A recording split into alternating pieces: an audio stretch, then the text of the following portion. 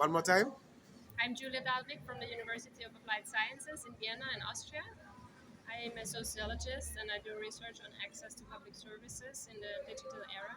And tell the people why you and St. Martin and what you will be doing for the time you're going to be here on the island. I've been here for 3 weeks now and I will be here for one more week and I will have a lecture next week on Monday to present some preliminary findings on my research here in Samara. At USM. Yes, You have a time? 6:30 6:30, 6 to 9? and 6:30 to 8. 8. Right. Thank you. And I'm here with Hi, I'm Koen Vergalen. I'm a historian at Radboud University in the Netherlands. And I'm here on St. Martin for 2 weeks to study archives. So, and that's great. So I loved it. so archives based on um, things that indigenous indigenous things, like for instance, in the aspect of archaeology, like old plantation, not that far. No, it's not about archaeology. What I'm actually doing is talking with people about which archives, about current population, but also the generation before that, is still available on the island itself. So what And was your finding? well, that there was way more than people expected there to be.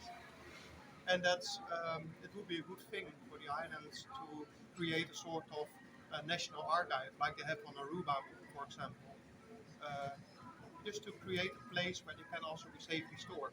A lot of them are safely stored, but some of them need some extra attention. So did they take your offer? I mean that it is necessary to have an archive. Well, it's not up to me to say if it's necessary. That's up to But the people on the island. did your proposal receive? Sorry. Did your proposal receive?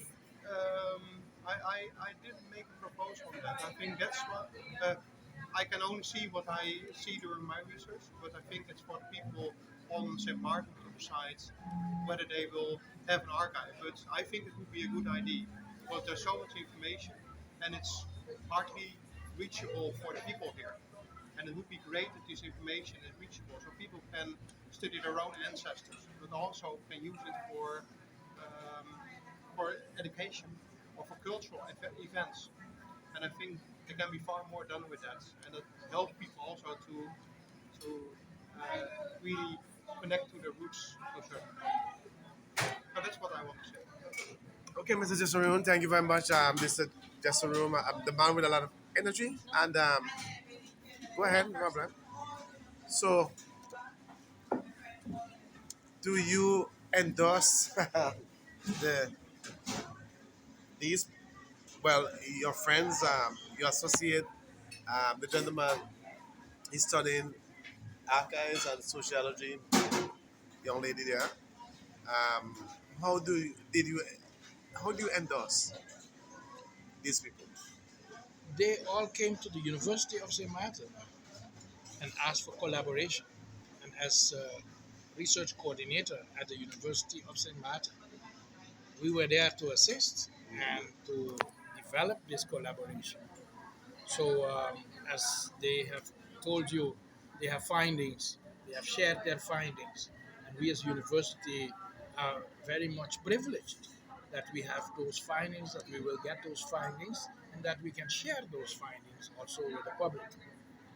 And yeah, by having this togetherness for a while, you can't only be studying and researching. You have to eat too. You Yeah. have to have a good time too, right? So we have been bonding in a very short time, but it is very wonderful to have people interested in our community and to that they also want to provide their 2 cents and help us to know more about ourselves, our history, our heritage, and um, all the situations that we face. For instance, the access to online services from government, how people think about it, what is their experience with Professor Julia Dalvi. Yeah, her lecture will be very interesting with the findings that she will share with us because she listened to almost everybody that she could speak to. Yeah, with Mr. Van Galen, from the Radboud University. As a historian, he spoke to a lot of entities, government entities, private entities, so many entities willing to share. Yes, we have documentation, we have information, and we would love to see that it can be made to use for everybody. So this is what we have been experiencing as very helpful, and they are very knowledgeable, for instance, on conservation of documents that have mold or that have problems. They are very well in helping us to digitize the information. So we are welcoming that kind of collaboration, right? Because the more help we can get, the better. And Right. then we have this PhD Toronto. candidate from Toronto. Canada.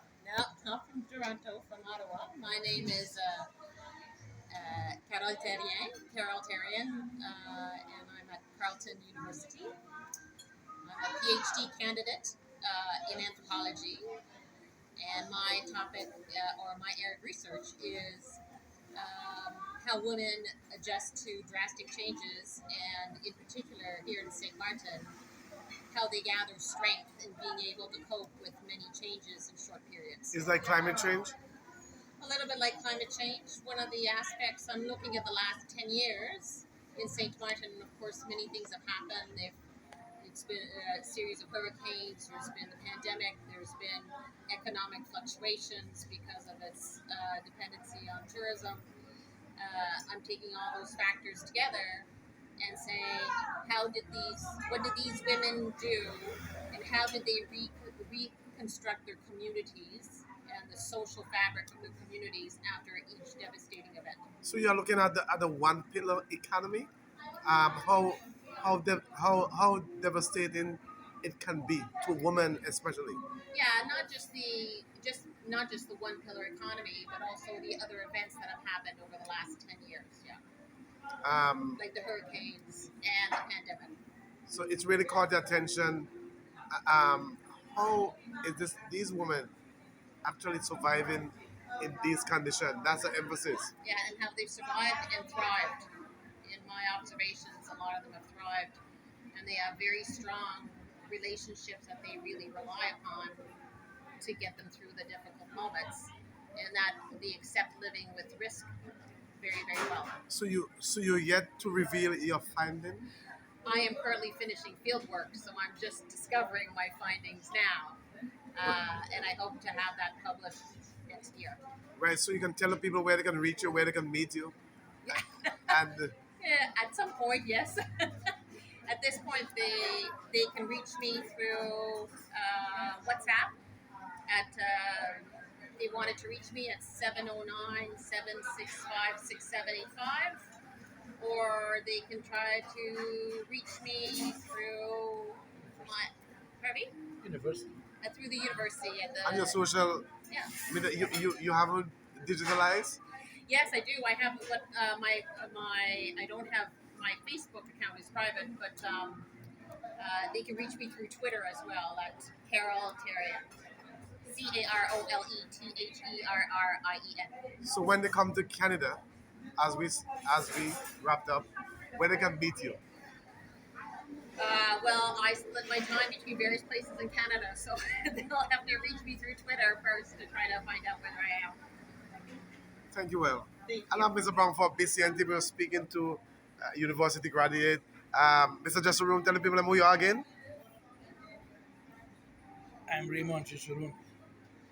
A lot And of people know me already, as but I was here in the capacity of being the research coordinator of the University of St. Martin, assisting all these researchers that came with an interest for our people and for our island. And Canada again. Sorry. Carol Terrien at Carleton University in Canada. And also Tim van Galen from the Radboud University in Nijmegen, in the Netherlands. Netherlands. And Julia Dalping from the University of Applied Sciences in Vienna, Austria. Austria. Thank you, well. And me, I'm Mr. Brown for BCNTV, coming to you out of St. Martin. Thank you, well. okay.